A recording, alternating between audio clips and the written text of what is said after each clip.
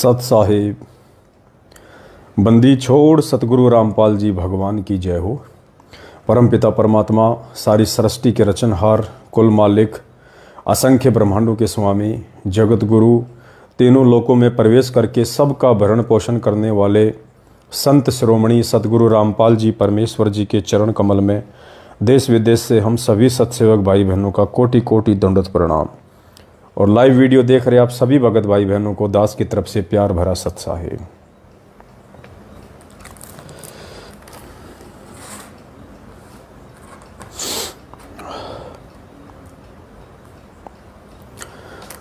सत्साई भाई और बहनों, आप लाइव जुड़िए और लाइव जुड़ते ही वीडियो को ज़्यादा से ज़्यादा शेयर करते जाइएगा। तब तक हम सतगुरु रामपाल जी भगवान की वंदना करते हैं, मंगलाचरण करते हैं। तब तक हमारे कुछ भाई बहन भी लाइव जुड़ जाएंगे।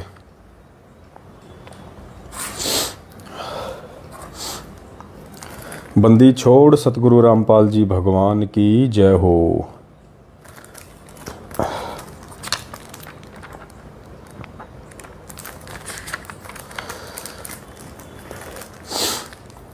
गरीब नमो नमो शतपुरस को नमस्कार गुरु की नहीं, सुर नर मुनि जन साधुआ संतों सर्वस दीन नहीं।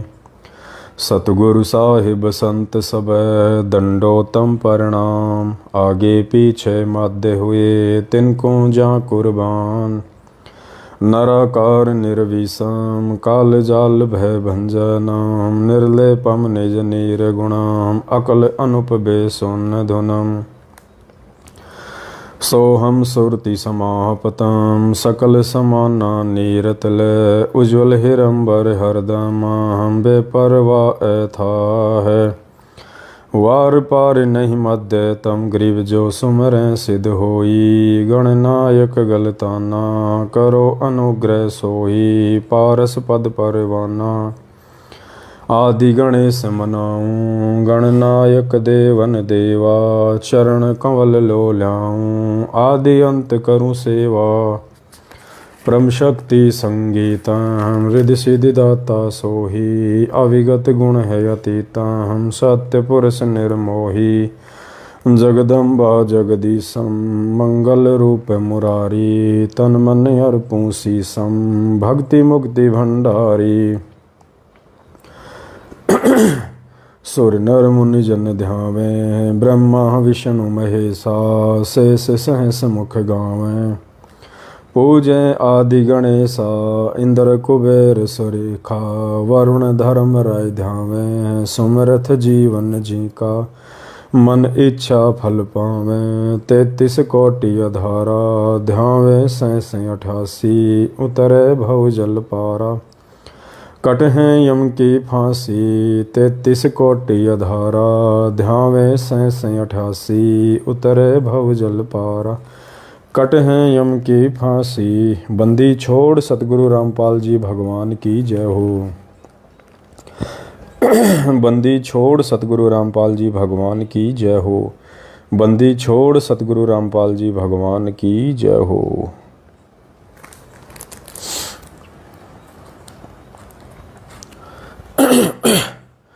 सत्साई भाई और बहनों, दया परमपिता परमेश्वर जी की, जिनके शुभ आशीर्वाद से एक बार पुनः आप और हम सभी सत्सेवक भाई बहन सोशल मीडिया पर साध संगति के माध्यम से रूबरू हैं।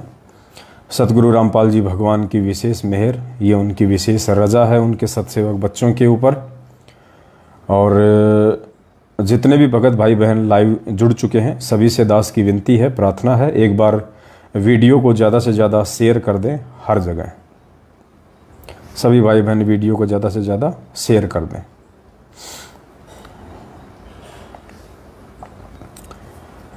दया है परमेश्वर की। पुण्यात्माओं, आप और हमारा ये परम सौभाग्य है कि वो सारी सृष्टि का रचनहार, जिसने ब्रह्मा विष्णु महेश से लेके दुर्गा को बनाया, काल और महाकाल को बनाया, जिसने ये सृष्टि रची है, जिसने प्रत्येक प्राणी के अंदर श्वासें डाली हैं, जो तीनों लोकों में प्रवेश करके सबका भरण पोषण करता है, जो आवश्यकता अनुसार चींटी को कण और हाथी को मण दे के उसका पेट भरता है। हम ऐसे समर्थ सतगुरु देव जी की शरण में हैं। ये पिछली पीढ़ी में आप परम पुण्य आत्माओं का विशेष सौभाग्य है।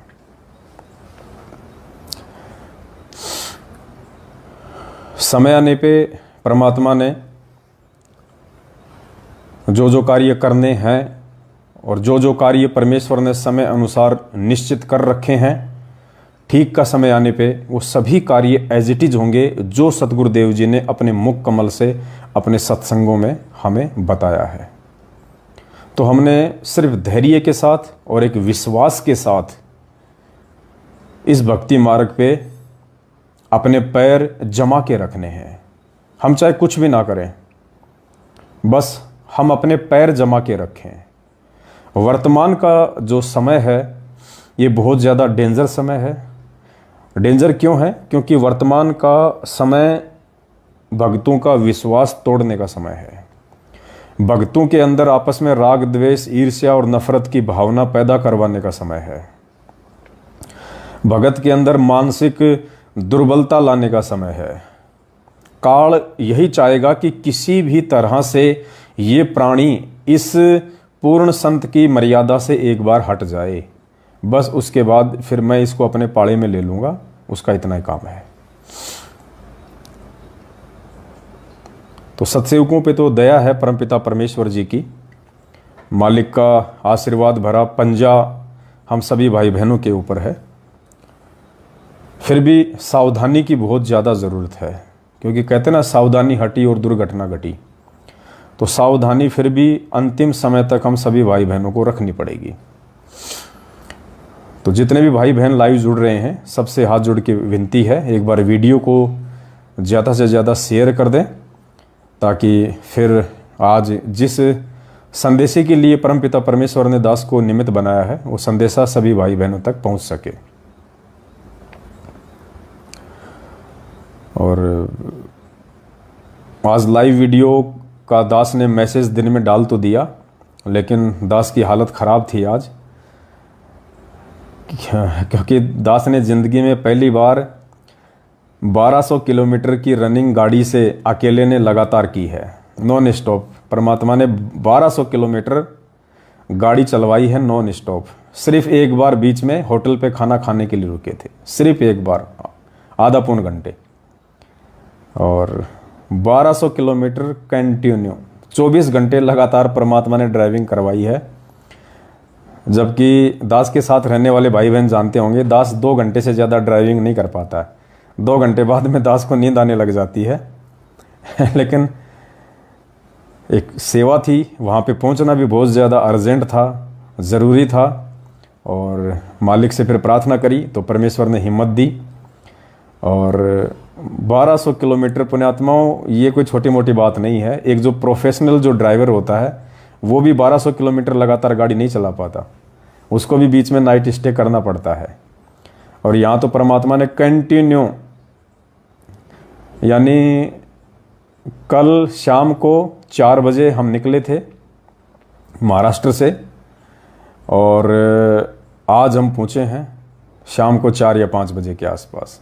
24 घंटे कंटिन्यू ड्राइविंग। तो नींद बिल्कुल ऐसा हो रहा था कि बस 1-2 घंटे, हालांकि आते में सो गया था, और लेकिन आंखें बिल्कुल लाल हो रही हैं। लेकिन अब लाइव का मैसेज डाल दिया था तो सोचा चलो भाई बहनों से 2 बातें हो ही जाएंगी। तो दया है परमपिता परमेश्वर जी की। सतगुरु जो चावे सो कर ही भरम पड़ो मत कोई, सेऊ धड़ पर शीश चढ़ाया पाछा करी रसोई। परमात्मा कुछ भी कर सकता है, कुछ भी करवा सकता है। तो सबसे पहले तो आप सभी भगत भाई बहनों को दास बताना चाहेगा, इन दिनों दास थोड़ा लाइव लगातार नहीं आ पा रहा है। उसके पीछे की वजह आप सभी भगत भाई बहन जानते हैं। परमात्मा ने एक स्पेशल सेवा दी हुई है, एक बहुत ही विशेष भगत समाज के लिए सेवा दी हुई है। जो पुस्तक है शंका समाधान वाली, तो कल वो पुस्तक जो है वो प्रिंट होके तैयार हो चुकी है। प्रिंट मतलब कंप्यूटर वाले भाई ने पुस्तक को कंप्लीट कर दिया है। अब वो छपने के लिए जाएगी, अब वो प्रेस में जाएगी छपने के लिए। तो छपने में 5 दिन भी लग सकते हैं, छपने में 1 सप्ताह भी लग सकता है मैक्सिमम। तो मैक्सिमम 1 सप्ताह और है उस पुस्तक को आने में। तो पिछले 1 महीने से परमात्मा ने उसी पुस्तक की दिन रात सेवा में लगवाया हुआ था, क्योंकि पुण्यात्माओं ये जो पुस्तक परमेश्वर बनवा रहे हैं ये बहुत ही स्पेशल पुस्तक है। टोटल 157 शंकाएं हैं, टोटल 157 शंका, और टोटल 205 पेज हैं। 205, 157 शंका है, 205 पेज की पुस्तक बनी है। और इस पुस्तक में परमेश्वर सतगुरु रामपाल जी भगवान ने उन सभी विशेष शंकाओं को जो इस भक्ति मार्ग में एक भगत को परेशान कर सकती हैं, उसके मन में कोई खटपट कोई अटपट पैदा कर सकती है, वो सारी शंकाएं परमात्मा ने इस पुस्तक में शामिल करवा दी हैं। मतलब पुण्यात्माओं, ये पुस्तक बनने के बाद में दास ने जब बैठ के विचार किया और दास ने सोचा तो सिर चकरा गया कि हे परमपिता परमात्मा, शंका समाधान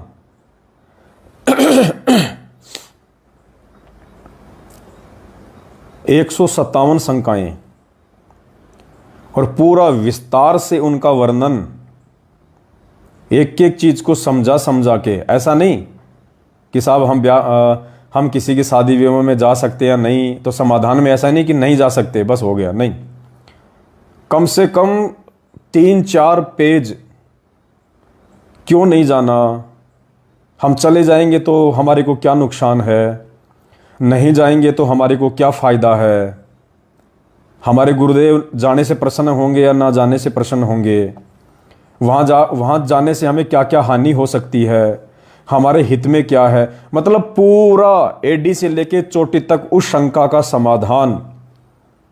भगत ये नहीं कह सकता कि अब इसमें और कोई गुंजाइश होगी। तो ये पुस्तक जब छप के आ जाएगी सप्ताह भर में, मैक्सिमम 7 या आप 10 तारीख मान लीजिए 10 अक्टूबर 2022 तक ये पुस्तक छप के आ जाएगी। और उसके बाद में जहाँ जहाँ भी 7 संगतियाँ होंगी वहाँ पे इन पुस्तकों को भेजा जाएगा। और पर्सनली भी हम प्रयास करेंगे भाई बहनों तक ये पुस्तक पहुँचाने का। और ये पुस्तक सभी के लिए है, मैनेजमेंट से जुड़े हुए भाई बहनों के लिए तो बहुत ज़्यादा विशेष महत्व रखेगी ये पुस्तक। परमेश्वर ने पुण्यात्माओं इस काल के लोक से जाने से पहले इस भक्ति को भी सेट करके जाना है, और आने वाले समय में परमात्मा की गैर हाजिरी में किसी भी आत्मा को कोई शंका ना रह जाए, सारी चीज़ें परमात्मा पहले ही सेट करवा के जाएंगे। तो परमेश्वर ने 1000 वर्ष तक जो ये भक्ति मार्ग निर्बाध रूप से अब आगे चलेगा, पुण्यात्मा उस 1000 वर्ष के लिए परमात्मा ने ये पुस्तक बनवाई है। 1000 वर्ष के लिए ये पुस्तक, आप ये ना सोचना कि किसी पवनदास ने लिख दी या किसी भगत भाई बहन ने सहयोग करके लिखवा दिया। निमित्त जरूर ये दास बना है, लेकिन पुण्यात्माओं परमात्मा के ही सारे शब्द हैं, उनके बिना कोई समाधान हो ही नहीं सकता। उनकी आज्ञा के बिना, उनके आशीर्वाद के बिना, उनके सत प्रेरणा के बिना समाधान निकल ही नहीं सकता कोई चीज़ का। और इस पुस्तक को भगत समाज में निकालने का मतलब था एक एक पॉइंट पे गहनता से विचार, क्योंकि ये पुस्तक ऐसा नहीं है कि ये खाली सत्सेवकों तक जाएगी, ये पुस्तक हर उस प्राणी तक जाएगी जो संत रामपाल जी भगवान का भगत होगा, हर एक तक जाएगी ये। और अगर किसी भी चीज़ को लेके अगर कोई व्यक्ति गलत गाइड हो गया तो उसका सबसे बड़ा दोषी ये दास बनेगा। इसलिए पुण्यात्माओं ये पुस्तक बहुत सोच समझ के एक एक शंका का समाधान बिल्कुल पूज्य गुरुदेव जी के ज्ञान आधार से, मर्यादाओं में रहते हुए, मर्यादित शब्दों का चयन करते हुए, बहुत ही प्यार और प्रेम से जो हकीकत है, जो सच्चाई है, वो परमात्मा ने इस पुस्तक में लिखवाई है। और जब तक ये भक्ति चलेगी इस कलयुग में सतगुरु रामपाल जी भगवान द्वारा प्रदत्त, तब तक ये पुस्तक भी साथ चलेगी। क्योंकि समाधान के बिना शंका आदमी को कांटे की तरह चुभती रहती है, वो भक्ति नहीं कर सकता निसंशय होके। तो ये पुस्तक छपनी वर्तमान समय में बेहद जरूरी थी, क्योंकि वर्तमान में संगत का ज्यादातर जो हिस्सा है, जो सतलोक आश्रम मैनेजमेंट हरियाणा के पीछे लगा हुआ है, उनकी सबसे बड़ी जिस कमजोरी का फायदा मैनेजमेंट उठा रहा है, उनको दान धर्म के नाम से लूट रहा है, उनसे शारीरिक सेवाओं के नाम पे लूट हो रही है, आर्थिक सेवाओं के नाम पे लूट हो रही है। तो मेन वजह क्या है? उन भक्तों को परमेश्वर का एक तो ज्ञान अच्छे से नहीं समझने दिया गया, जल्दबाजी में उनको नाम दिलवा दिया गया, पुस्तक उनके घर पे गई नहीं, पीछे से इन लोगों ने फोन कॉल करना चालू किया नहीं, हाँ जी आपने एक पुस्तक ऑर्डर की थी, आपके पास आ गई, ठीक है जी, नाम कब ले रहे हो सर, आप कब आओगे, आप कहाँ रहते हो, आपके नज़दीक में हमारा नामदान केंद्र है। अरे भाई पहले पुस्तक तो पढ़ लो। ठीक है सर, ठीक है सर। 2 दिन बाद सर फिर आपने क्या सोचा नाम लेने के लिए?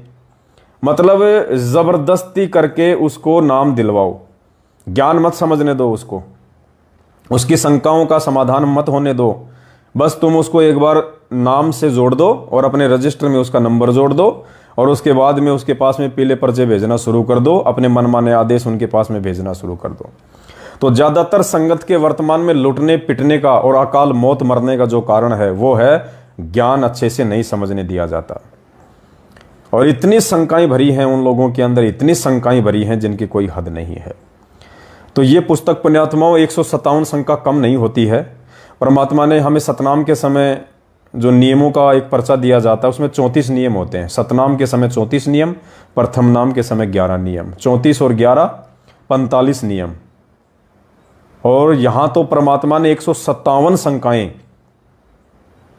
पुण्यात्माओं ये बुद्धि परमेश्वर के द्वारा दी हुई है, वरना दास तो एक का भी समाधान नहीं कर सकता ढंग से, एक का भी, क्योंकि दास को तो अपनी औकात का पता है। कैसे परमात्मा ने लिखवा दिया ये भी नहीं पता चला दास को।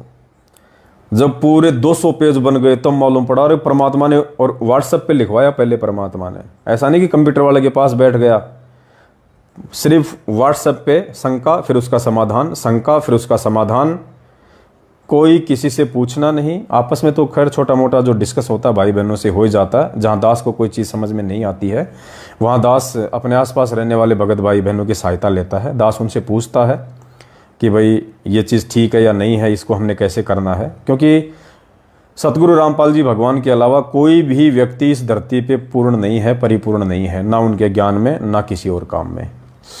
तो भाई बहनों से दास पूछ के फिर आगे काम कर लेता है। तो एक विशेष मेहर हुई है परमात्मा की भगत समाज के ऊपर, और जिस भगत भाई बहन के हाथ में ये पुस्तक पहुंच जाएगी और जो इस पुस्तक को एक बार पढ़ लेगा पूरी, और वो पढ़ेगा, उससे रहा नहीं जा सकता, उस व्यक्ति से रहा ही नहीं जाएगा। क्योंकि एक बार जब वो पढ़ना शुरू करेगा तो पुण्यात्माओं उसको पता चलेगा। थोड़ा सा दास आपको, क्योंकि फिर उसके अंदर बहुत बड़ी दया हो जाती है मालिक की।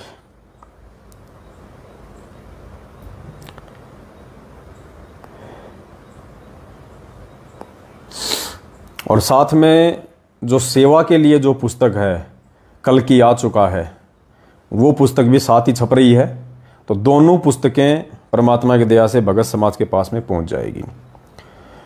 और पुण्यात्माओं दास एक बार जो जो शंकाएं हैं आप ध्यान से सुनना, इन शंकाओं से बाहर जहां तक दास की बुद्धि काम करती है, किसी भाई बहन की शंका हो ही नहीं सकती, कोई शंका नहीं हो सकती। और अगर है तो फिर वो फालतू की शंका है, फिर वो फालतू की शंका है। फिर उस शंका का समाधान उसको गुरु जी का सत्संग ही सुनते रहना चाहिए। और जब कभी उसकी बुद्धि विकसित होगी, कभी उसके भक्ति संस्कार मजबूत होंगे, तो ही वो चीजें उसके समझ में आएंगी। तो इतनी इंपॉर्टेंट पुस्तक ये बनवाई है परमपिता परमेश्वर सतगुरु रामपाल जी भगवान ने।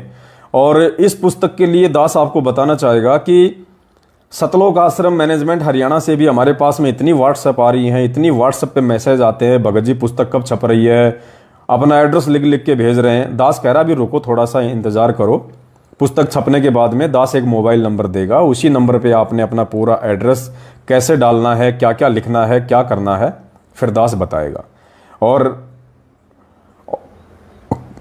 डाक से या कोरियर से ये पुस्तक किन किन व्यक्तियों को भेजी जाएगी और किन किन व्यक्तियों को नहीं भेजी जाएगी वो भी बताया जाएगा। सभी को डाक से नहीं भेजी जाएगी ये। तो एक बार दास उन 157 शंकाओं का जिक्र कर रहा है।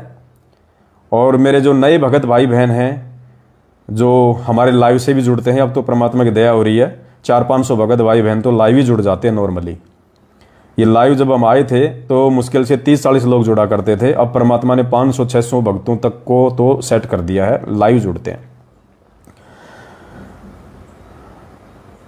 तो सबसे पहली शंका है, पुण्यात्मा छोटी से छोटी बातों को लिया गया है, छोटी से छोटी बातों को परमात्मा ने प्रेरणा की कि बेटा तेरा कोई भी भगत भाई बहन ये ना कहे कि मुझे ये चीज़ समझ में नहीं आ रही और इस चीज़ की वजह से मैं भक्ति नहीं कर पा रहा या मैं भक्ति छोड़ रहा हूँ या मुझे कोई दिक्कत आ रही है। तो परमात्मा ने कोई गुंजाइश रहने नहीं दी, छोटी से छोटी शंका को भी ऐड करवा दिया है। कोई ये नहीं कह सकता कि मतलब शंका समाधान को लेके कोई ये नहीं कह सकता कि मैं मतलब मुझे मालूम नहीं था और मेरे से ये गलती हो गई। नहीं, जो गलतियां आप कर सकते हैं, जो गलतियां काल आपसे करवा सकता है, उन सारी चीज़ों को परमात्मा ने ऐड करवा दिया है। और ये पुस्तक मैनेजमेंट वालों के तो बहुत ज़्यादा व्हाट्सअप आ रहे हैं, बहुत ज़्यादा व्हाट्सअप आ रहे हैं, क्योंकि उनको पता है अब इस चीज़ की आवश्यकता है, वरना मर्यादा टूटेगी। आने वाला समय कितना खतरनाक है, बच नहीं पाओगे अगर मर्यादा नहीं रही तो नंबर 1, उपदेशी भगत को तीनों समय की आरती कब व कैसे करनी है। आरती बैठकर करें या खड़े होकर, आरती वीडियो से करें या भक्ति बोध पुस्तक से करें। कभी कभार आरती ना हो पाए तो मर्यादा खंडित होगी या नहीं। एक ही शंका में मतलब एक ही क्वेश्चन में 5-6 शंकाएं ऐड कर दी गई हैं और फिर इसका जवाब कम से कम 10 पेज में है। सारी चीजों का विस्तार से वर्णन किया गया है। दूसरी शंका है, तीनों समय की आरती करने का उत्तम समय क्या है। नंबर 3, यदि किसी दिन विशेष कारणवश आरती व मंत्र नहीं कर पाए तो मर्यादा खंडित होती है या नहीं। नंबर 4, यदि किसी दिन मंत्र जाप नहीं कर पाते हैं तो मर्यादा खंडित होती है या नहीं। नंबर 5, क्या आरती की तरह मंत्र जाप करने का भी कोई समय निर्धारित किया हुआ है। नंबर 6, सुबह उठने के बाद सबसे पहले आरती करनी चाहिए या मंत्र जाप करना चाहिए। नंबर 7, प्रथम मंत्र की पूरी माला एक बार में ही करना जरूरी है या अलग अलग समय में कर सकते हैं। 8, प्रथम मंत्र जाप करने की विधि क्या है। नंबर 9, सूरत, निरत और मन क्या है तथा उसके साथ कैसे जाप किया जाता है। नंबर 10, क्या आरती या मंत्र करने के लिए नहाना आवश्यक है।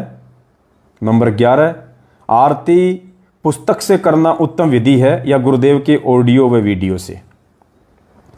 नंबर 12, यदि भक्ति बोध पुस्तक के साथ ही तीनों समय की आरती करना है तो फिर गुरुदेव ने आरती का वीडियो किस लिए बनाया होगा।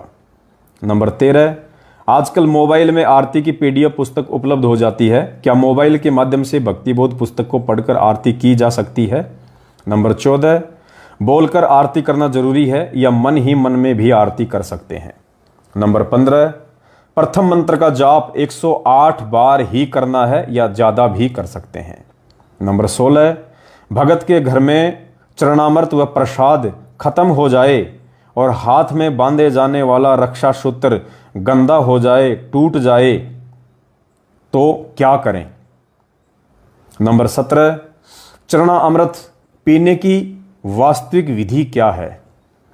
नंबर 18, चरणामृत क्यों पिया जाता है। नंबर 19, प्रसाद ग्रहण करने का उत्तम तरीका क्या है।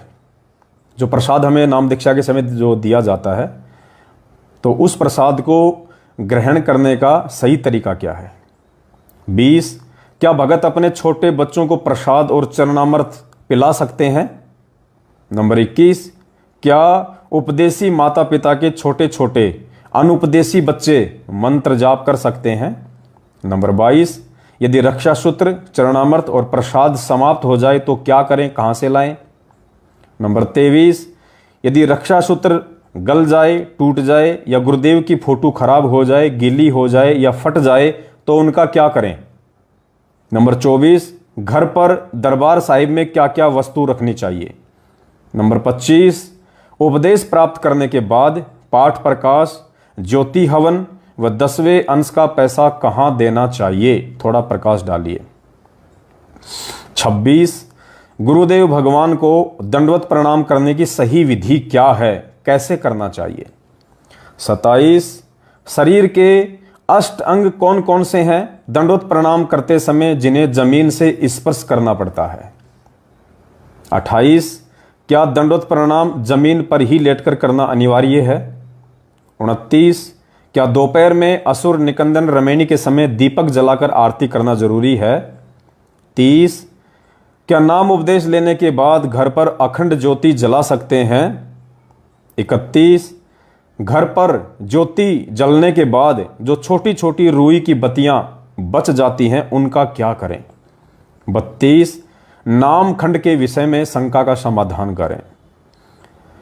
33, 5 यज्ञ क्या हैं, कैसे और कहां करनी होती हैं।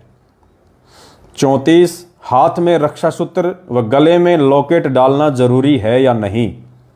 35, कुछ दिनों के लिए मजबूरीवश या काम धंधे के चलते घर से बाहर जाना पड़ जाए और ज्योति नहीं जला पाते हैं तो क्या उसमें दोष लगता है। 36, घर में एक ही कमरा है, वहीं पर परमात्मा का दरबार लगा है, उस कमरे में पति पत्नी कर्म करने से मर्यादा खंड होती है या नहीं।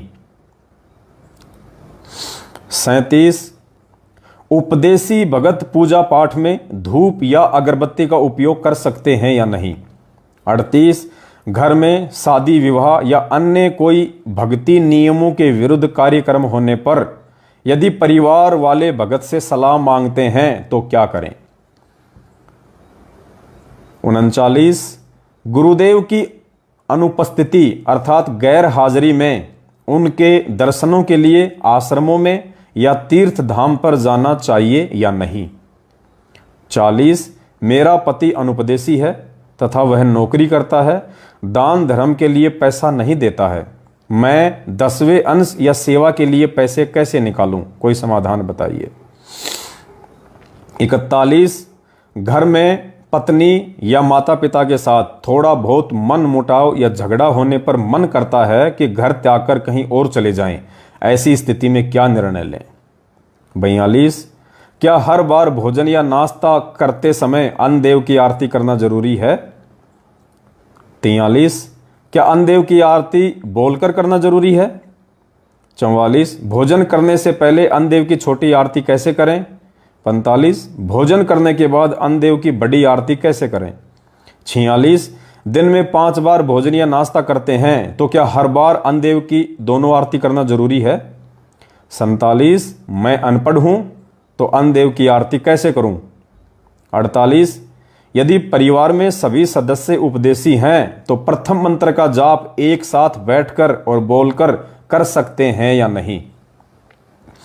49, घर में छोटा बच्चा है और अनुपदेशी है, क्या उसके सामने प्रथम मंत्र का बोलकर जाप कर सकते हैं। 50, यदि बच्चा किसी अनुपदेशी रिश्तेदार या भाई का है तो उसके सामने मंत्र जाप कर सकते हैं या नहीं। 51, उपदेशी भगत के बच्चे सरकारी स्कूल में खिलाया जाने वाला मिड डे मील दोपहर का भोजन खा सकते हैं या नहीं। 52, उपदेशी बच्चे स्कूल में गायत्री मंत्र बोल सकते हैं या नहीं। 53, उपदेशी भगत किसी दूसरे अनुपदेशी व्यक्ति का जूठा खाना या उसके साथ भोजन कर सकता है या नहीं। 54, क्या किसी अनुपदेशी व्यक्ति के कपड़ों का प्रयोग कर सकते हैं। 55, मेरा बच्चा छोटा है, मेरे साथ खाना खाने की जिद करता है, उसके साथ खाना खाने से मर्यादा खंड होगी या नहीं। 56, उपदेशी भगत मीठी सुपारी व मीठा पान खा सकते हैं या नहीं। 57, क्या भगत कमीशन से संबंधित काम कर सकता है, भगत को कमीशन लेना चाहिए या नहीं। 58, जायज कमीशन या कमाई कौन सी है। 59, किसी भगत या जगत वाले भाई बहनों से पैसे का उधार लेन देन कर सकते हैं या नहीं। 60, यदि भगत ने अपने किसी भगत भाई से या जगत वाले भाई से पैसा उधार लिया लेकिन उधार चुकाने से पहले ही मौत हो जाती है तो क्या भगत के ऊपर भार चढ़ेगा। 61, क्या अनाज वस्त्र आदि देकर भी उधार मदद की जा सकती है। 62, सरकार द्वारा मुफ्त में दिया जाने वाला राशन गेहूं, चावल, दाल, शक्कर, तेल, आटा ले सकते हैं या नहीं। भगत पेंशन ले सकता है या नहीं। 63, यदि मुफ्त का सरकारी राशन नहीं लेना है तो भगत को सरकार की तरफ से दी जाने वाली पेंशन भी लेनी चाहिए या नहीं। 64, बीमारी की हालत में उपदेशी भगत आयुर्वेदिक, एलोपैथिक या होम्योपैथिक दवा ले सकते हैं या नहीं। 65, उपदेश लेने के बाद घर में अपने पूर्वजों की, देवी देवताओं या साधु संतों की फोटो दीवारों पर लगा सकते हैं या नहीं। 66, परिवार में शादी या अन्य किसी शास्त्र विरुद्ध कार्यक्रम में मदद या सहयोग कर सकते हैं या नहीं। 67, यदि भगत अकेला उपदेशी है और घर में अन्य आन उपासकों द्वारा कोई धार्मिक अनुष्ठान करवाया जाता है तो क्या क्या सावधानी बरतें। 68, यदि शास्त्र विरुद्ध धार्मिक अनुष्ठान घर में ही हो रहा है तो किन किन विशेष बातों का ध्यान रखें। 69, जरूरत पड़ने पर 10वें अंश ज्योति व पाठ के नाम से निकाले गए रुपयों को अन्य काम में ले सकते हैं या नहीं।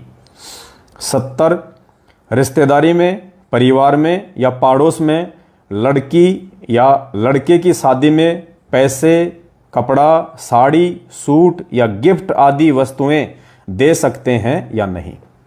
71, अनजाने में या मजबूरी में यदि कोई मर्यादा खंड हो जाती है तो क्या करें।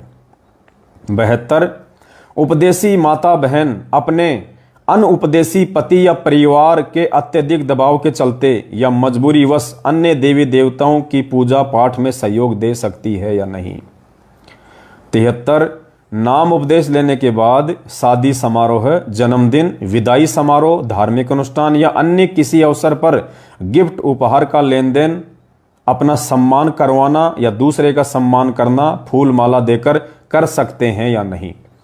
74, शादी के उपरांत घर पर आई बहन, बेटी या भुआ को जाते समय कपड़े, पैसे आदि दे सकते हैं या नहीं। 75, नाम उपदेश लेने के बाद बड़े बूढ़ों के पैर छूना, आशीर्वाद लेना देना, दूसरे व्यक्ति को या भगत को good morning, good afternoon, good night, happy birthday, happy New Year, goodbye, tata आदि बोल सकते हैं या नहीं। 76, सोने चांदी के आभूषण शरीर पर धारण करने चाहिए या नहीं। सोने चांदी के आभूषण शरीर पर धारण ना करने के पीछे की क्या वजह है। 77, मैं परिवार में अकेली उपदेशी हूं, मैं सोना पहनना छोड़ सकती हूं लेकिन मेरी मजबूरी है कि घर वालों के विरोध के चलते सोना बेच नहीं सकती। ऐसा करने से गुरुजी के आदेश की अवहेलना होगी या नहीं। 78, उपदेशी माता बहनें टिक्की, बिंदी, मांग, नेल पॉलिश, लाल होठ करना आदि हार श्रृंगार कर सकती हैं या नहीं। 79, हम अपने पड़ोसी या रिश्तेदार के घर शादी विवाह के समारोह में जा सकते हैं या नहीं। किसी मजबूरीवश जाना भी पड़ जाए तो क्या क्या सावधानी बरतें। 80, यदि शादी विवाह में मजबूरीवश जाना भी पड़ जाए तो क्या क्या सावधानी रखें। 81, बच्चों की शादी अर्थात रमेणी कैसे करें व किन किन बातों व मर्यादाओं का ध्यान रखें। यदि बच्चों ने पहले से ही एक दूसरे को पसंद कर रखा है तो माता पिता को क्या करना चाहिए। 82, मैं उपदेशी हूं तथा माता पिता अनुपदेशी हैं, उनकी जानकारी के बिना एक लड़की को पसंद कर रखा है, हम दोनों शादी करना चाहते हैं, क्या करें। 83, मैं उपदेशी हूं तथा माता पिता अनुपदेशी हैं लेकिन माता पिता अपनी पसंद की लड़की से मेरी शादी करना चाहते हैं, ऐसी स्थिति में क्या करें।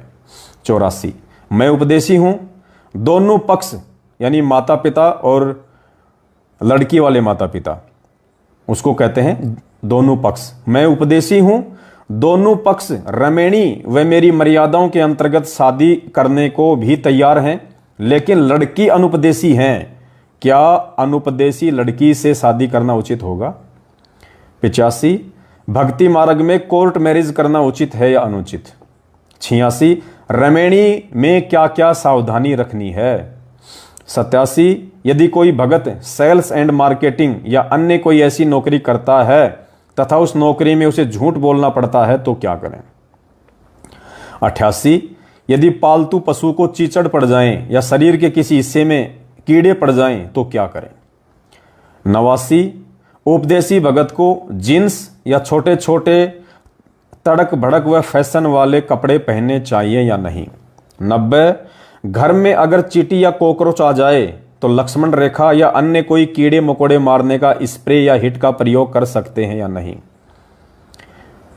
91, क्या घर के बाथरूम में फिनाइल आदि डाल सकते हैं, उसमें भी तो जीव मरते हैं, ऐसी स्थिति में क्या करें। 92, उपदेशी भगत सिर में किसी भी प्रकार की मेहंदी, बालों में कलर या डाई कर सकता है या नहीं। 93, मैं उपदेशी हूं, मेरी बाल काटने की दुकान है, लोग बालों में डाई करवाते हैं, मुझे क्या करना चाहिए। 94, मेरी नाई की दुकान है, किसी की मौत हो जाने पर मुंडन के लिए बाल काटने जा सकता हूं या नहीं। 95, उपदेशी भगत के घर बच्चा उत्पन्न होने पर या ट्रेन में हिजड़े किन्नर पैसे मांगते हैं या किसी त्योहार पर लोग चंदा आदि मांगने आते हैं तो उन्हें पैसे दे सकते हैं या नहीं। 96, क्या सामाजिक कार्यों के लिए चंदा दे सकते हैं। 97, उपदेशी भगत ने किसी धर्म, जाति या समुदाय विशेष के धरना, रैलियों या अन्य तरीकों से समर्थन करना चाहिए या नहीं। 98, उपदेशी भगत का बैंक में एफडी या एलआईसी या बीमा आदि करवाना उचित है या नहीं। 99, उपदेशी भगत को शारीरिक योग व मानसिक योग मेडिटेशन करना चाहिए या नहीं। 100 नंबर, क्या आध्यात्मिक मार्ग में शारीरिक योग व मानसिक मेडिटेशन भगत को नुकसान पहुंचाने वाले हैं। 101, उपदेशी भगत ने चमड़े से बनी वस्तु जैसे बेल्ट, पर्स, जूते, जैकेट, कोट आदि वस्तुओं का उपयोग करना चाहिए या नहीं। 102, यदि कोई भगत आर्मी, पुलिस या अन्य ऐसी नौकरी में कार्य करता है जहां चमड़े से बने बेल्ट, जूते का प्रयोग करना जरूरी है तो ऐसे में क्या करें। 103, उपदेशी भगत ने तीज, त्योहार, होली, दिवाली, रक्षाबंधन व अन्य त्योहार मनाने हैं या नहीं। 104, नाम उपदेशी भगत चुनाव के समय वोट डाल सकता है या नहीं। क्या राजनीतिक पद, सरपंच, पंच, पार्षद या विधायक आदि का चुनाव लड़ सकता है या नहीं। 105, उपदेशी भगत जिम में जाकर कसरत कर सकता है या नहीं। 106, उपदेशी भगत मोबाइल या टीवी में गाने, चुटकुले, मूवी व अन्य कार्यक्रम सुन व देख सकता है या नहीं। 107, क्या ज्ञानवर्धक व अच्छी फिल्में, गाने या सीरियल देख सकते हैं या नहीं। 108, बच्चे कभी कभार या पीछे से मोबाइल पर गेम खेल लेते हैं, क्या ऐसे में माता पिता या बच्चों को दोष लगता है। 109, यदि बच्चे माता पिता के पीछे से मोबाइल लेकर वीडियो गेम या कार्टून देखते हैं तो क्या करें। 110, कुछ विद्यालयों में बच्चों को खेल कूद, स्पोर्ट्स एक्टिविटी या नाचना, डांस जैसी प्रतियोगिताओं में भाग लेने के लिए कहा जाता है तो माता पिता ऐसे में बच्चों को क्या सलाह दें। 111, उपदेशी भगत यदि किसान है तो खेत में यूरिया खाद व कीटनाशक, पेस्टिसाइड या अन्य प्रकार की जहरीली दवाई का प्रयोग फसल या फल सब्जियां उगाने में कर सकते हैं या नहीं। अगर नहीं करना है तो फिर अच्छी फसल की पैदावार के लिए कोई समाधान बताएं। 112, यदि फसल में यूरिया खाद और जहरीले कीटनाशक का प्रयोग नहीं करना है तो अच्छी फसल के लिए क्या विधि अपनाएं, वही आगे। 113, भोजन खाने के बाद थाली में हाथ धो सकते हैं या नहीं। 114, उपदेश लेने के बाद भगत को रक्तदान व देहदान करना चाहिए या नहीं। 115, क्या देहदान भी काल भगवान का एक षड्यंत्र है। 16, तो क्या भक्तों को बिल्कुल भी देहदान नहीं करना चाहिए। 17, मैं पहले से उपदेशी हूं लेकिन बीच में लोक लाज और परिवार के दबाव में आकर या अन्य कोई मर्यादा तोड़कर भक्ति छोड़ दी थी, लेकिन अब मैं दोबारा से भक्ति शुरू करना चाहता हूं। ऐसी स्थिति में गुरुजी से वापस जुड़कर कैसे भक्ति शुरू करूं। 119, यदि उपदेशी भगत विदेश में या स्वदेश में किसी कंपनी में काम करता है और वहीं रहता है तथा मजबूरीवश उसे कंपनी की तरफ से उपलब्ध करवाया गया भोजन खाना पड़ता है, तो वहां भोजन खा सकता है या नहीं। होली दिवाली पर बोनस, प्रमोशन, कपड़े, पैसे या अन्य गिफ्ट जो कंपनी की तरफ से दी जाती है ले सकते हैं या नहीं। 120 उपदेश लेने के बाद भिखारी को खाना खिलाना, गाय को चारा डालना, कुत्तों को रोटी डालना, चींटियों को आटे डालना, पक्षियों को दाना डालना आदि कर सकते हैं या नहीं। 121 मैं उपदेशी भगत हूं, मेरी मेडिकल की दुकान है, भक्ति मार्ग के हिसाब से मुझे क्या सावधानी रखनी है। 122 यदि किसी उपदेशी माता बहन का घर में विरोध है और उसी कमरे में अन्य देवी देवताओं का भी दरबार लगा हुआ है, तो क्या माता बहनें उसी कमरे में गुरुदेव का भी दरबार लगा सकती हैं। 123 उपदेशी भगत अपने घर में कुत्ते, बिल्ली या अन्य कोई पक्षी पाल सकता है या नहीं। 124 क्या उपदेशी भगत मुर्गी पालन या सूअर पालन का काम कर सकता है। 125 क्या उपदेशी भगत घर पर कुत्ता, बिल्ली या अन्य जानवर रख सकता है। 126 उपदेश लेने से पहले मैंने कुत्ता पाल रखा था, अब उसका क्या करें। 127 संध्या आरती में गुरुदेव के अंग में तेरा रामपाल अज्ञान किया सतलोक का वासी ये शब्द बोल सकते हैं या नहीं। अगर नहीं बोलना है तो क्यों। 128 यदि परिवार में सभी सदस्य उपदेशी हैं तो प्रथम मंत्र का जाप एक साथ बैठकर या बोलकर कर सकते हैं या नहीं। 129 घर में छोटा बच्चा है और अनुपदेशी है, क्या उसके सामने प्रथम मंत्र बोलकर जाप कर सकते हैं। 130 उपदेशी भगत लॉटरी खरीदने या बेचने का काम कर सकता है या नहीं। 132 भक्ति मार्ग में भक्तों को बड़े बड़े व स्टाइलिश बाल रखना व कटवाना सही है या गलत। 133 सिख समाज से यदि कोई व्यक्ति संत रामपाल जी भगवान के यथार्थ 13वें कबीर पंथ में आकर दीक्षा लेता है तो उसके बाद चेहरे पर लंबी लंबी दाढ़ी और सिर पर पगड़ी रख सकता है या नहीं। 134 क्या संत रामपाल जी महाराज से उपदेश प्राप्त करने के बाद देश विदेश में उनका कोई भी अनुयायी पगड़ी बांध सकता है या नहीं।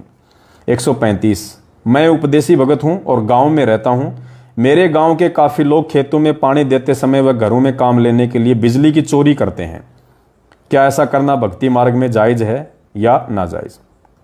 136 मंदिर के पास मेरी किराने की दुकान है, मंदिर में आने जाने वाले श्रद्धालु मेरी दुकान से प्रसाद, अगरबत्ती, कपूर व धूपबत्ती आदि खरीद कर ले जाते हैं, क्या इसमें मुझे दोष लगता है।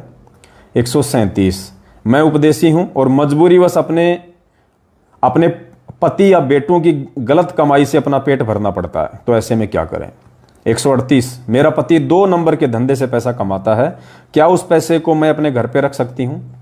139 मंदिर के पास मेरे कपड़े की दुकान है, लोग दुर्गा माता जी के लिए कपड़ा लेकर जाते हैं, मुझे क्या करना चाहिए। 140 घर में किसी बुजुर्ग या बीमार व्यक्ति के सिर या हाथ पैर में दर्द होने पर मालिश कर सकते हैं या नहीं। 141 17 फरवरी के दिन संत रामपाल जी भगवान का बोध दिवस मनाना चाहिए या नहीं। 142 उपदेशी भगत किसी की कोर्ट या पुलिस में गवाही दे सकता है या नहीं। 143 गुरुदेव भगवान के विषय में कोई अपशब्द या उल्टा सीधा बोले तो क्या करें। 144 उपदेशी भगत ने पहले की बाती अब वर्तमान में अपने गुरुदेव का बहुत बड़ा मंदिर या दरबार बनवाना चाहिए या नहीं। 145 यदि परिवार में कोई सदस्य भक्ति नहीं करता है तो उस पर दबाव देकर भक्ति करवा सकते हैं या नहीं। 146 क्या परिवार में एक उपदेशी व्यक्ति के दीपक जलाने से सभी का हवन यज्ञ हो जाता है या सभी को अपना हवन यज्ञ करना चाहिए। 147 क्या परिवार में एक व्यक्ति के द्वारा दान करने से सभी का दान माना जाएगा या नहीं। 148 कुछ भगत शादी समारोह में नहीं जाते हैं लेकिन शादी से जुड़े काम करने पड़ते हैं, जैसे पानी की सप्लाई, खाने की सप्लाई, टेंट का काम, हलवाई का काम, वेटर का काम, लाइट फिटिंग का काम, डेकोरेशन का काम कर सकते हैं या नहीं। 149 घर पर गुरुदेव भगवान को भोग कैसे लगाएं तथा किन किन बातों का ध्यान रखें। 150 छोटी भोग की आरती क्या है और कैसे करें। 151 क्या गुरुदेव भगवान को देसी घी के अलावा अन्य तेल या डालडा में बने भोजन का भोग लगा सकते हैं। क्या देसी घी के अलावा डालडा या किसी तेल में ज्योत जला सकते हैं? 152। यदि गुरुदेव को भोग नहीं लगाएंगे तो क्या हमारा मोक्ष नहीं हो पाएगा? 153। मेरा पति अनुपदेशी है, शराब बीड़ी गुटखा आदि का नशा भी करता है, मांस भी खाता है। मजबूरनवश ना चाहते हुए भी मुझे पति पत्नी कर्म करना पड़ता है। मुझे शंका है कहीं मेरी मर्यादा तो खंडित नहीं हो रही है, क्योंकि गुरुदेव भगवान ने सत्संग में बताया कि अनुपदेशी व्यक्ति का झूठा नहीं खाना चाहिए, जबकि पति पत्नी कर्म में भी तो गुरु वचन की उल्लंघना होती है। 154। माता बहनें माहवारी पीरियड्स के दिनों में नियमित भक्ति कर्म आरती सत्संग सुमरण दीपक जलाना आदि कर सकती है या नहीं? 155। उपदेश प्राप्त साधक के घर में किसी उपदेशी या अनुपदेशी की मृत्यु हो जाती है तो किन किन बातों का विशेष तौर पर ध्यान रखना आवश्यक है ताकि मर्यादा खंडित ना हो? पुण्यात्माओं, ये 155 शंकाएं परमपिता परमेश्वर जी के विशेष आशीर्वाद से इस पुस्तक में ऐड की गई है। और इसके अलावा भी यदि आप भाई बहनों को लगता है कि 2, 4, 5 शंकाएं और इसमें ऐड हो सकती हैं जो बहुत ज़्यादा ज़रूरी हैं, इम्पोर्टेंट हैं, तो आप जी कल, क्योंकि हम कल इस पे और थोड़ा सा जो भी इसमें अशुद्धियां हैं, कोई मात्राओं की अशुद्धि है, कोई सेंटेंस में कोई गड़बड़ है, उसको हम ठीक करेंगे। तो कल के दिन में यदि आप लोगों को ऐसा लगता है कि इनके अलावा और भी कोई शंका ऐड करनी चाहिए जो जायज़ है, जो बहुत सारे भगत भाई बहनों की शंका होती है, तो आप जी मुझ पवन दास के व्हाट्सएप नंबर पे ज़रूर वो शंका मुझे भेजें। अगर जायज़ होगी तो आप भाई बहनों के द्वारा भेजी गई उस शंका को भी ऐड किया जाएगा। मेरा नंबर ज़्यादातर भाई बहनों के पास में है, जिसके पास नहीं है वो नोट कर लें, 8769548494, 8769548494। तो इस नंबर पे आप जी मुझे भेज सकते हैं। तो बहुत बड़ी दया हो रही है परमपिता परमेश्वर की, सेवाओं की भी बहुत तगड़ी दया कर रखी है परमात्मा ने। दिन रात मालिक सेवा में लगाए रखते हैं, आगे से आगे सेवाएं आ रही हैं, और उन सेवाओं के लिए जो वित्तीय, जो धन की जो आवश्यकता पड़ती है, जो पैसों की आवश्यकता पड़ती है, पुण्यात्माओं, उसको लेके भी गुरुदेव भगवान ने बहुत बड़ी मेहर कर रखी है। अकाउंट नंबर फटने को हो रहे हैं, भगत भाई जबरदस्ती डाल रहे हैं, मना करने के बाद भी कोई 3 लाख डाल देता है, कोई 5 लाख डाल रहा है, कोई 50,000, इनकी तो गिनती नहीं है। तो मेरी विनती है उन सभी भगत भाई बहनों से कि अभी आप जी जब तक दास को आगे सेवाओं के लिए पैसों की जरूरत ना हो, तब तक आप जी किसी भी प्रकार का सेवा में पैसा ना डालें, क्योंकि आपको पता है पुण्यात्माओं, आपके द्वारा जो पैसा परमपिता परमेश्वर सतगुरु रामपाल जी भगवान के आशीर्वाद से गुरुदेव सत्प्रेरणा करके सेवाओं में सहयोग के लिए जो पैसा डलवा रहे हैं, उसमें एक नया पैसा दास अपने व्यक्तिगत जीवन में यूज नहीं कर सकता। इसलिए वो पैसा रखने से भी क्या फायदा, तो वो दास के खातों में पड़ा रहेगा या नगद विड्रॉल करके रखा हुआ है। अब इतना पैसा आ गया, क्या बताऊं भाई और बहनों, क्या बताएं आपको। अभी जो गाड़ियां ली है, ऐसी तो 4 गाड़ियां और आ जाएं। अभी जो अपने जो 20 लाख की गाड़ी ली है, 21 लाख की, ऐसी ऐसी तो 4 गाड़ियां और आ सकती हैं। इससे ज़्यादा आप भाई बहनों ने ऑलरेडी दे रखा है। तो अभी तो इतनी सेवा भी नहीं है आगे, तो अब हम ज़्यादा से ज़्यादा प्रयास करेंगे। शंका समाधान की पुस्तक छपने के बाद हम एक मोबाइल नंबर देंगे, उस नंबर पे जिन जिन भगत भाई बहनों को ये पुस्तक चाहिए, वो चाहे मैनेजमेंट वाले हों चाहे कोई जी भी हों, वो अपना पूरा एड्रेस हमें डाल दें, और जब हम फ़ोन करके कंफर्म कर लेंगे कि ये भगत है और वास्तव में इसको पुस्तक की आवश्यकता है, तो पुण्यात्माओं उन भाई बहनों को ये पुस्तक भेजी जाएगी। और कम से कम भी नहीं तो पुण्यात्माओं, शुरू में हम लोग 1 लाख पुस्तक छपवा रहे हैं, शंका समाधान वाली 1 लाख, क्योंकि अभी भी संगत डरी हुई है, सहमी हुई है, खुल के अभी भी सामने नहीं आ पा रही है। लेकिन ये पुस्तक सब लोग मंगवाएंगे, सब मंगवाएंगे। मैनेजमेंट से जुड़े हुए जितने भी भाई बहन हैं, सब के सब ये पुस्तक मंगवाएंगे। अब उनकी मजबूरी है, वो बेचारे कुछ उनको डर है इस बात का, ज्ञान की कमी के चलते वो साथ संगतियों में नहीं आ पाते, खुल के हमसे बात नहीं कर पाते।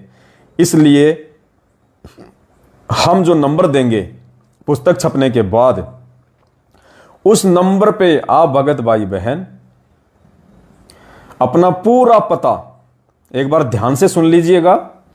जिन जिन भगत भाई बहनों को शंका समाधान की पुस्तक अपने घर पे बाई डाक, by courier, by speed post चाहिए, वो भगत भाई बहन जो नंबर दास आपको देगा पुस्तक छपने के बाद लगभग 9 या 10 अक्टूबर को लाइव आके अपना पूरा कंप्लीट एड्रेस, जहां पे कोरियर आता हो, जहां पे डाक की सुविधा हो, या जहां से आप जाके लेके आ सकते हो कोरियर, या जहां पे कोई स्पीड पोस्ट की सुविधा है, और आपका वहां का पिन कोड नंबर जरूर डालना।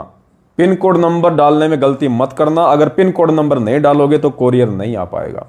और पूरा एड्रेस, यदि कोई गली है, कोई मोहल्ला है, आसपास में ऐसी कोई लैंडमार्क है जो लोग जानते हो उस जगह को, ताकि आप तक वो चीज सप्लाई करने में कोरियर वाले को दिक्कत ना हो। तो कंप्लीट एड्रेस, आसपास का भी कोई फेमस जगह हो कि भाई उसके पास में नियर डीपीएस या नियर कोई फलाना स्कूल, ऐसा वैसा। इस प्रकार से आपने पूरा एड्रेस और कम से कम 2 मोबाइल नंबर, एक हो सकता है आपका कभी बंद हो तो कोरियर वाला फोन करेगा, फिर क्या दिक्कत होगी। आपका और आपकी भक्तमती का या जैसे भी हो, परिवार के 2 व्यक्तियों का उसमें मोबाइल नंबर ऐड करना है। फिर हम क्या करेंगे पुण्यात्माओं, कम से कम भी नहीं तो 20 रुपए की तो हमारी पुस्तक पड़ेगी, कम से कम 20 रुपए की तो पुस्तक छपेगी, 20 के आसपास की छप जाएगी। और भेजने का खर्चा कम से कम 30-35 रुपए का लग जाएगा। 30-35 रुपए का खर्चा भेजने का लग जाएगा। टोटल आप 40 रुपए की कॉस्ट मान लो। एक भक्त के पास में ये पुस्तक भेजने में by courier, by speed post 40 रुपए का खर्चा मान लो। और कम से कम लाखों की संख्या में, 1 लाख तो मान के चलो कि कोरियर होंगे ही होंगे। अब पुण्यात्मा 40 लाख रुपया तो हमारा यहां जाएगा सीधा सीधा। 40 लाख रुपया तो हमारा इसमें जाएगा। 1 लाख पुस्तक हम छपवाएंगे। अगर 20 रुपए की एक पुस्तक हमारे को अगर पड़ती है तो 20 लाख रुपए हमारे ये हो गए। कितने हो गए? 60 लाख रुपए। तो 60 लाख रुपए तो ये हो गए। फिर उसके बाद में कल्कि आ चुका है जिसकी निःशुल्क सेवा करनी है। शुरू में 1 लाख पुस्तक वो छपवाएंगे, कम से कम 6 या 7 रुपए की वो पड़ेगी, 6-7 रुपए की वो पड़ेगी। तो कितने हो गए हमारे? 65 लाख रुपए। और उसके बाद वो पुस्तक भी हमने कोरियर करनी पड़ेगी, साथ संगतियों में जा जाके भी हमको भाई बहनों को देनी पड़ेंगी। या जैसे किन्हीं भाई बहनों को मान लीजिए 5000 पुस्तक चाहिए तो हमने उनको ट्रांसपोर्ट के माध्यम से लगाना पड़ेगा। कुल मिला के हमारे पास जो सेवा है वर्तमान में इन पुस्तकों की सेवा के लिए, इनको छपवाने के लिए पर्याप्त है, खूब है। तो वर्तमान में फिलहाल हमें किसी भी प्रकार की सेवा की कोई आवश्यकता नहीं है। और मैनेजमेंट की तरह पैसों को जोड़ जोड़ के रखना हमारी आदत नहीं है, हमें नहीं चाहिए, क्योंकि उस पैसे को हम अपने निजी जीवन में यूज नहीं कर सकते, अपने शौक के लिए हम यूज नहीं कर सकते, अपनी मौज बस्ती हम करते नहीं मैनेजमेंट वालों की तरह, ना हम उस पैसे को यूज कर सकते हैं। तो फालतू में पैसा रखे रहने से भी कोई मतलब नहीं है। तो आप सभी भगत भाई बहन फिलहाल किसी भी प्रकार की कोई भी सेवा ना करें, कोई भी सेवा खातों में ना डालें। जब आवश्यकता होगी दास लाइव आएगा, सभी भाई बहनों को बता देगा, आप अपने जी भर के सेवा लगा देना, कोई दिक्कत नहीं है। हाँ, मजबूरीवश जैसे हमारे कुछ भगत भाई बहन या माता होती हैं, वो कहती हैं कि भगत जी मैंने मेरा सोना बेच दिया, मैंने मेरी चांदी बेच दी, 2 लाख का बिका, 3 लाख का बिका है, मैं घर पे पैसा नहीं रख सकती, मेरी मजबूरी है। तो ऐसी जो भाई बहन है वो जरूर व्हाट्सएप पे या फोन पे दास को संपर्क कर लें, तो उनको दास बता देगा कैसे भेजना है, कैसे नहीं भेजना है। बाकी पुण्यात्माओं, दया है परमपिता परमेश्वर जी की, और इस पिछली पीढ़ी में गुरुदेव की विशेष रजा हम सत्सेवकों के ऊपर। और ये पुस्तक पुण्यात्माओं जिस घर में चली जाएगी और इस पुस्तक को जो व्यक्ति पढ़ लेगा उसकी आंखें खुल जाएंगी। क्योंकि बेचारे नए नए भगत भाई बहन जो लाखों की संख्या में नाम ले चुके हैं 2014 बरवाला कांड के बाद, उनका सबसे ज्यादा जो मरना है वो इसी बात का तो हो रहा है कि उनको ज्ञान पूरा है नहीं, शंकाएं इतनी भरी है उनके दिमाग में। शंकाओं के लिए यदि वो अपने नामदान केंद्र वालों से, कोऑर्डिनेटरों से बात करते हैं तो वो 2 मिनट में उनको धमका के फोन काट देते हैं कि तुम्हें क्या करना इन चीजों से, अपनी भक्ति करो, अपनी भक्ति करो, गुरु जी का आदेश है, गुरु जी की लीला है। किसी भगत से पूछे तो भगत भी उसके जैसा, क्योंकि मैनेजमेंट से जुड़े हुए भाई बहनों का सबका एक ही स्टेटमेंट है, सबका बंटाधर गोल है, सबका बंटाधार हो रहा है। तो उनकी शंकाएं कहीं से कोई समाधान हो ही नहीं पा रहा। अब सत्संग बेचारे वो इतने सुन नहीं पाए। अब ये भी नहीं है कि आप जी 2 महीने में गुरु जी के सारे सत्संग सुन लोगे और आपको सारा ज्ञान हो जाएगा। ये ज्ञान तो परमात्मा की विशेष रजा से होता है, चाहे आप 1 साल सत्संग सुन लो, उससे भी नहीं होगा। कुछ भाई बहन कह रहे हैं कि बुक की पीडीएफ होगी क्या? भगत जी, बुक की पीडीएफ फाइल है, लेकिन पीडीएफ फाइल को हम लोग जानबूझ के बिल्कुल नहीं भेजेंगे। पीडीएफ फाइल हम सोशल मीडिया पे, व्हाट्सएप पे या फेसबुक पे बिल्कुल भी नहीं भेजेंगे, क्योंकि यदि पीडीएफ फाइल हमने भेज दी तो फिर उसके बाद में ये पुस्तक भगत भाई बहन अपने घर पे नहीं मंगवाएंगे और पीडीएफ को भी वो ढंग से नहीं पढ़ पाएंगे, ना वो पीडीएफ में उनको समझ में भी नहीं आएगा और ना वो ढंग से वो पढ़ पाएंगे। पुस्तक अगर हार्ड कॉपी आपके घर में होगी तो आपके घर के 5 सदस्य भी उसको पढ़ सकते हैं। बीच में कभी कभार आपको जरूरत पड़ी आप भी पढ़ सकते हो। मोबाइल में पीडीएफ पढ़ने का मतलब है वो चीज अच्छी तरह से समझ में नहीं आना, और हम चाहते हैं कि ये चीज आपके पास में आए, आप इसको पढ़ो। इसलिए हम लोग पीडीएफ फाइल बिल्कुल भी इसकी नहीं भेजेंगे, केवल हार्ड कॉपी ही आप भाई बहनों को मिलेगी। जो भाई बहन साथ संगति में आते हैं, आ सकते हैं, उनको कोरियर के लिए मैसेज नहीं डालना, फालतू में वो पैसा आप जी बर्बाद करवाओगे। अगर आप साथ संगतियों में आते हो या साथ संगतियों में आने जाने वाले भाई बहन आपके संपर्क में हैं, तो आप उन्हीं के माध्यम से इस पुस्तक को आप जी जो है प्राप्त करें 10 तारीख के बाद। और जो भाई बहन जिनकी मजबूरी है, जो साथ संगति में नहीं आ सकते, परिवार में अकेले उपदेशी हैं, घर से बाहर भी निकलना मुश्किल है, या फिर मैनेजमेंट वाले भाई बहन, वो हमें मैसेज पिन कोड नंबर के साथ में जरूर कर दें, जो नंबर दास आपको 10 तारीख के